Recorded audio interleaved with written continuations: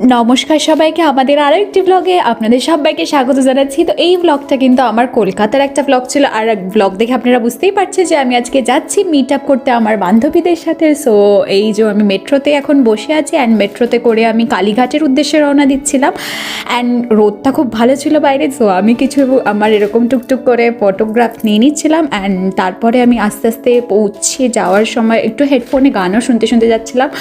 আর তোমরা দেখে বুঝতেই পারছো যে আমি সেদিন অনেক খুশি ছিলাম। আর এই যে আমি এসে গেছি লেক মলে, আর এই দিন আমি লেট হইনি। আর এই ফার্স্ট টাইম আমি কিন্তু কাউকে টাইম দিয়ে তাদের আগে পৌঁছে গিয়েছিলাম। আর অনেকক্ষণ ওয়েট করার পরে অঙ্কিতা আর প্রিয়াঙ্কা দি এসে পৌঁছে গিয়েছিল। অ্যান্ড এই যে আমরা এখানে ফুড কোর্টে আমরা মিট আপ করেছিলাম ফার্স্টে, অ্যান্ড ফুড কোর্ট থেকে খেয়ে দিয়ে আমরা কিন্তু তারপরে যাচ্ছিলাম মলটাকে আরেকটু এক্সপ্লোর করার জন্য।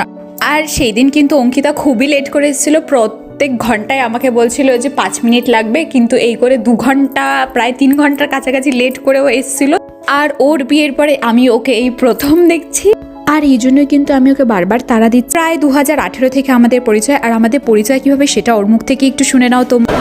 আমি অঙ্কিতা, আজকে এসেছি বং সন্তানের ভিডিওর পিছনে যিনি আছে ডোনা, তার আমি ফ্রেন্ড, এবং ওর সাথে আজকে আমরা এসেছি লেক মলে দেখা করতে।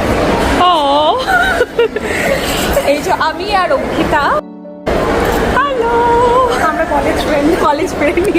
1.5 মাস আগে সেই স্মৃতি কিন্তু এখনো তাজা রয়েছে। আর এবার পরিচয় করাবো প্রিয়াঙ্কা দির সাথে। ওর সাথে আমার পরিচয় কি করে তোমরা একটু শুনে। আনফরচুনেটলি একটা সিনিয়রের থেকে পরিচয়।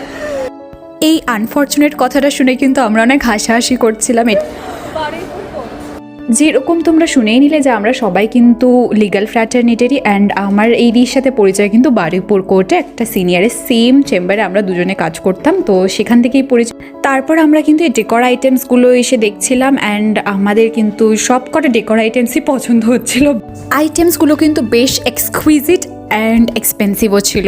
আর আমি এই ডক্টর র্যাশেলের কিন্তু অনেক বড় ফ্যান তাদের প্রোডাক্টের, সো আমি প্রচুর ইউজ করতাম এই প্রোডাক্টসগুলো। অ্যান্ড এই প্রোডাক্টসগুলো কিন্তু অনেক কমে দিচ্ছিলো, কিন্তু আমার যেহেতু ওয়েট লিমিট সব আপ হয়ে গেছিলো অলরেডি, তাই কিন্তু আমি একটাও জিনিস নিতে পারিনি, এত জিনিস পছন্দ হওয়া সত্ত্বেও। আর তোমাদের ভিডিওস কেমন লাগছে তোমরা কিন্তু কমেন্ট করে আমাকে জানাতে একদম ভুলবে না। আর হ্যাঁ, ভিডিও লাইক শেয়ার সাবস্ক্রাইব করে কিন্তু অবশ্যই আমাদের পাশে থাকবে।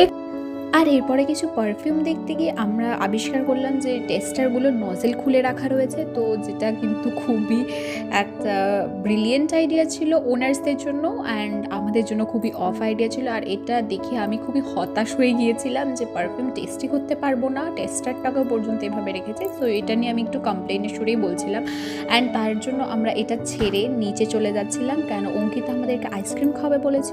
আর সেই মতো আমি নিয়ে নিয়েছিলাম ম্যাঙ্গো ফ্লেভারের সফটি, আর ওরা নিয়েছিল chocolate and hazelnut flavour. So এইভাবেই আমাদের দিনটা শেষ হলো। আর এরপরে আমি অঙ্কিতাকে বাই বাই করে দিয়েছিলাম, অঙ্কিতার হাজব্যান্ড ওকে এসে নিয়ে যায়। অ্যান্ড তারপরে আমি আর প্রিয়াঙ্কা দিয়ে একটু ঘোরাঘুরি করে তারপরে বাই করে চলে এসেছিলাম। অ্যান্ড এইভাবেই আমাদের এই ব্লগটা শেষ হচ্ছে। দেখা হচ্ছে তোমাদের সাথে পরের একটি ব্লগে। টেক কেয়ার, বা বাই, থ্যাংক ইউ। আর হ্যাঁ, সাবস্ক্রাইব আস।